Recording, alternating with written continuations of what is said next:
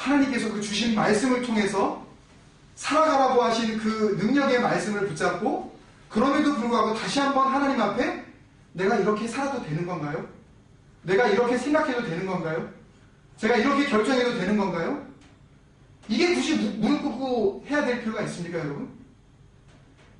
몸에 이 가시적으로 보이는 모습은 무릎을 꿇었을지 모르지만 그 사람이 다시 그 무릎을 펴고 일어나서 살아가는 모습 속에서 무릎을 꿇지 않았다면 그 사람은 무릎을 꿇은 게 아니에요. 그럼 그 사람은 종교 노름을 한 거죠. 자기가 무릎을 꿇음으로써 나는 무릎을 꿇었었다라는, 나는 기도를 했었다라는 자기 만족, 자기 신앙의 자유행위를 하려고 잠깐 앉았다 일어난 것뿐이에요.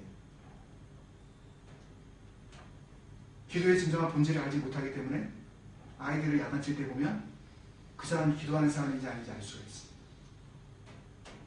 그 사람이 남편에게, 그 사람이 아내에게 말하는 그 말의 내용을 보면 그 사람이 기도의 사람인지 아닌지 알 수가 있다. 우리가 서로 볼 수가 없어서 그렇지.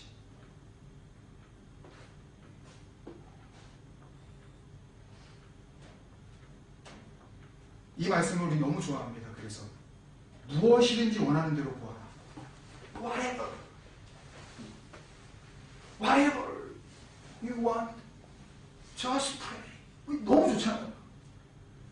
근데 이 앞에 한국말 성경이 빼먹은 게 있는데요. 이 애한이라는 이 헬라어 단어를 요한복음 15장 7절에 두 번이나 헬라어 성경에는 기록을 하고 있는데 한국말은 이걸 번역을 제대로 못했어요.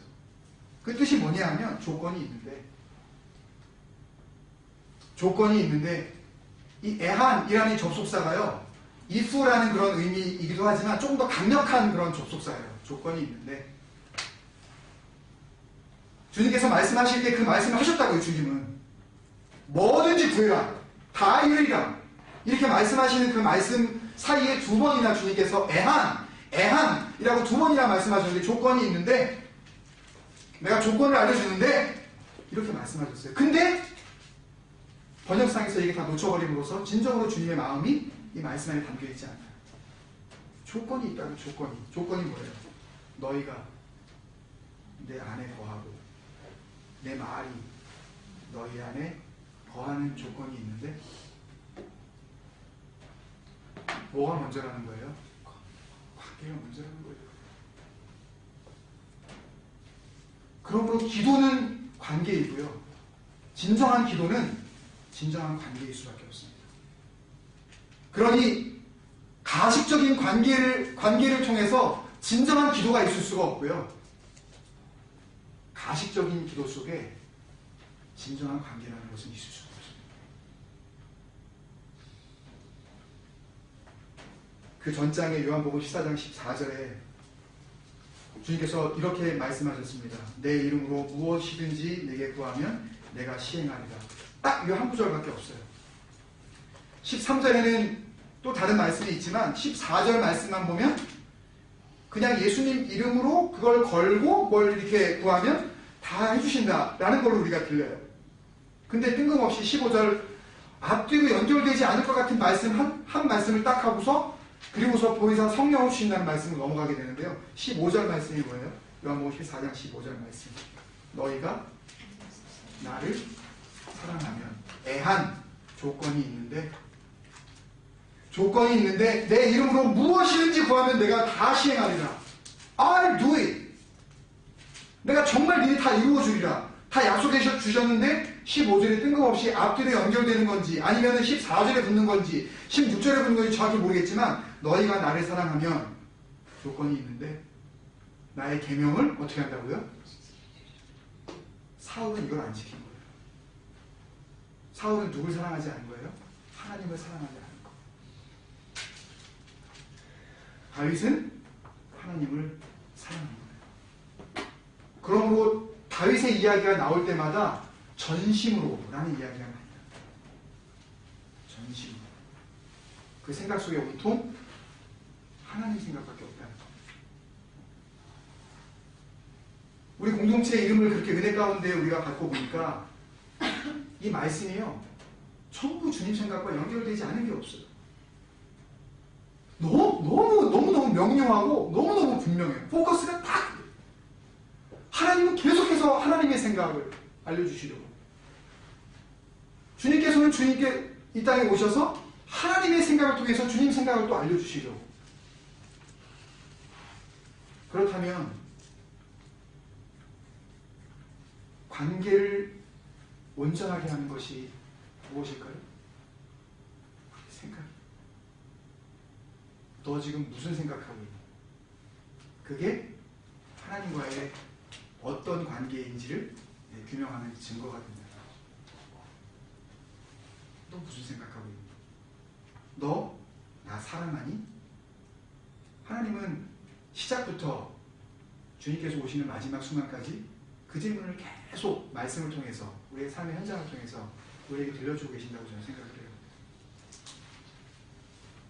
너 어렵다는 거 내가 다 알지. 네가 그렇게 오해받고 있다는 걸 다 알고 사람들이 너를 그렇게 험담하고 있다는 걸 내가 다 알아. 그렇게 믿었던 사람이 그 신뢰를 저버리고 그렇게 등을 돌렸다는 것도 내가 다 알지. 그럴 때 누구 생각을 할래? 자녀도 떠나고 아내도 남편도 가족도 모두 다 떠날 때 영원히 함께 있을 수 있는 나를 생각하지 않을래? 라고 주님께서 저에게 말씀하시는 거겠어요. 오늘 말씀 가운데 너희가 내 안에 거하고 내 말이 너희 안에 거하면 이라고 할 때 이 거하면 이라는 이 메노라는 이 헬라어 단어가 제 가슴을 때렸습니다. 말씀을 준비하는 가운데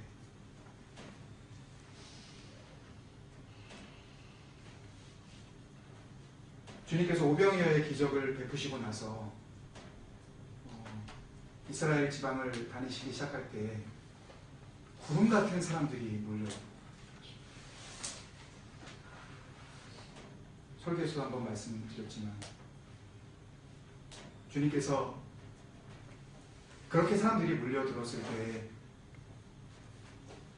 정작 그 사람들이 기대했었던 떡을 주지 않고 내가 주려고 하는 것은 내 살이다.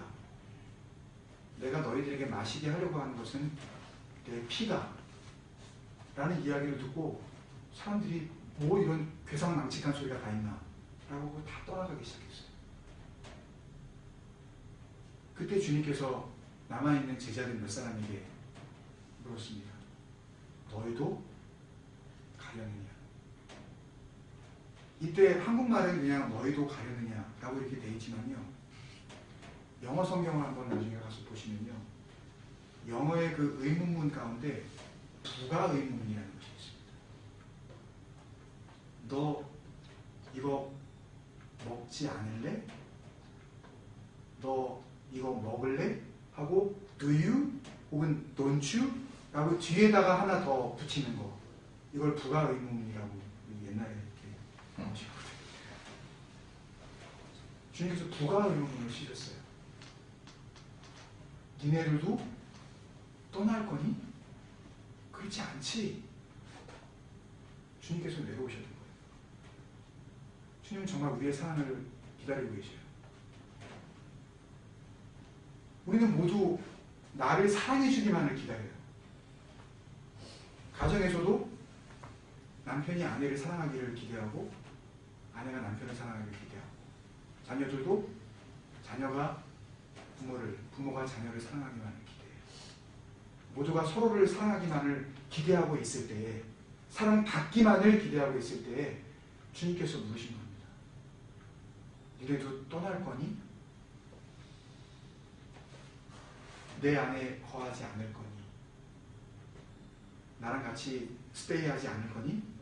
라고 주님께서 오시면서부터 나중에 가실 때까지 주님께서는 그 질문을 하신 것 같아요. 누가 정말 나를 사랑하니? 그래서 베드로에게 주신 마지막 질문도 3번 똑같은 질문을 하시잖아요. 여기에 있는 모든 것들보다 네가 나를 사랑하니? 또 물으시고. 그 질문이 제 마음을 때렸어요. 내 말이 너희 안에 거하면. 이 말이 뭐예요? 내가 너희를 사랑하는데 너는 나를 얼마나 사랑하니? 나는 너를 영원히 사랑할 거니 너는 나를 떠날 거니? 이 질문을 저에게 던져주시는 거예요. 나는 너를 끝까지 사랑할 거니까 너도 나를 끝까지 사랑하면 안 되겠니? 그 관계를 주님께서 기대하시고 계십니다. 우리의 생각 속에 그 사랑으로 가득 채워지기를 주님께서 기대하고 계신다면 결국 기도는 주님 생각입니다. 결국 기도는요 주님 사랑이에요. 결국 기도는 주님과의 온전한 관계입니다. 그러니 사람의 눈으로 볼 때는 한 번도 기도하지 않는 것처럼 보이는 사람도 그 사람은 한평생 쉬지 않고 기도하는 사람일 수 있는 거고요.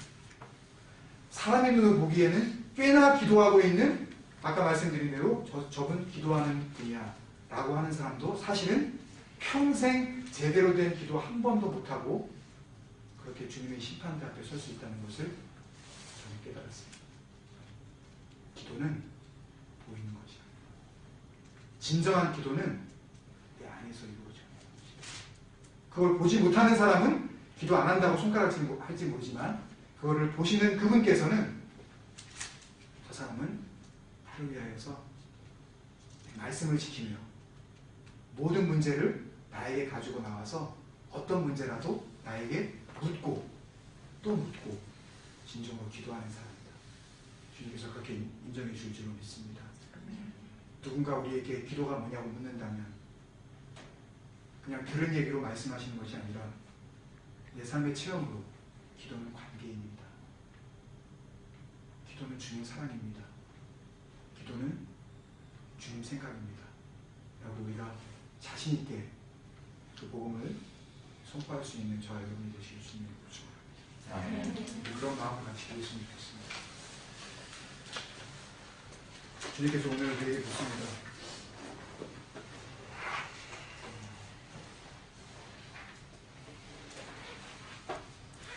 얼마나 기도해 왔냐?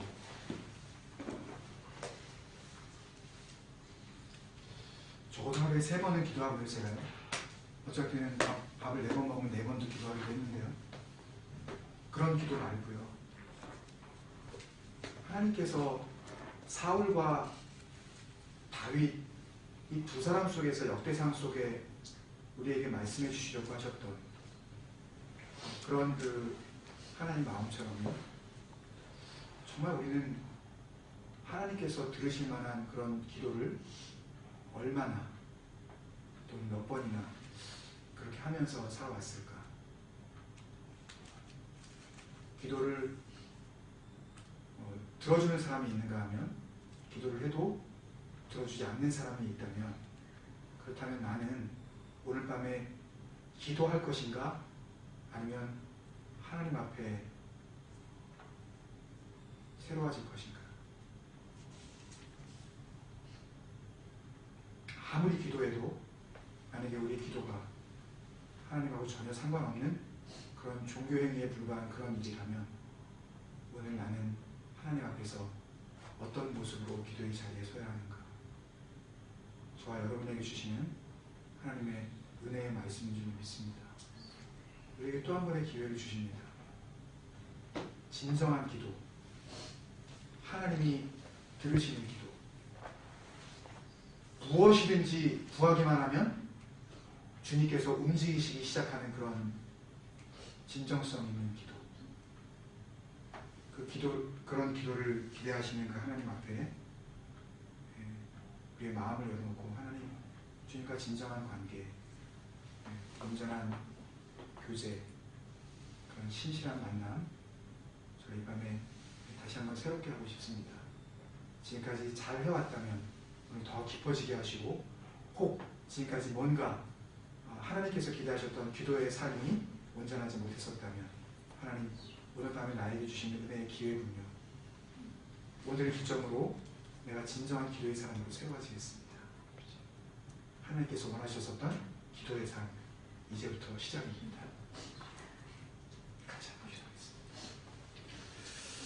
감사합니다. 하나님, 감사합니다. 어떻게 살아야 할지 무엇을 살아야 할지 하시옵소서. 다시 한번 정말 기도가 얼마나 중요한 것이고 하나님 아버지 의미 있는 하나님께서 들으시는 대로 다시 한번 기억해 주시니 감사합니다.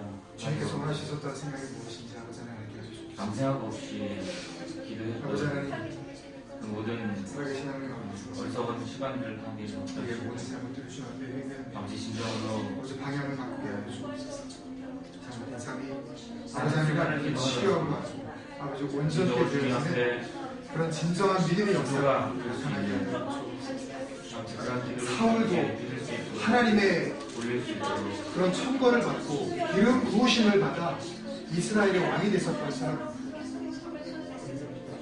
그가 하나님의 말씀을 지키지 않고 신접한 사람을 따라다니며 기도가 하나님의 하나님의 심장으로 아버지 하나님 그 존재 앞에 물어보지 않기 시작할 때에 하나의 도움과 하나님 그 자체가 하나님께서 범죄함이라고 하나님 아버지 정말 무슨 하나님 주님과의 관계를 다시 한번 깨닫게 해주니 하나님의 사랑과의 관계가 무엇인지 하나님 아버지 하나님이 기다리고 또 기다리시는 기도의 모습은 진정으로 무엇이라는지 하나님 아버지 그리하여서 세상에 우리의 생각과 우리의 마음이 주님 앞에서 온전케 되어진 역사가 나타나게 하여 기도는 관계라는 것, 기도는 사랑이라는 것, 기도는 삶으로 증명되어져야 한다는 것. 아버지 하나님 기도 앞에서 교만하지 말게 하여 주옵소서. 다시 한번 겸손히 아버지 하나님 아버지 앞에 주님 앞에서 그렇게 바리새인처럼 생각하게 하시고 사람들 앞에 자랑하고 뽐내는 그것으로는 도무지 하나님과의 아버지 하나님의 대화가 이루어질 수 없다는 것을 아버지 하나님 우리가 알게 하여 진정으로 하나님과의 그 관계가 온전한 사람들 하나님 아버지 정말 그것으로 삶으로 아버지 하나님 하나님 아버지 앞에 기도하며 나아가니까 아버지 하나님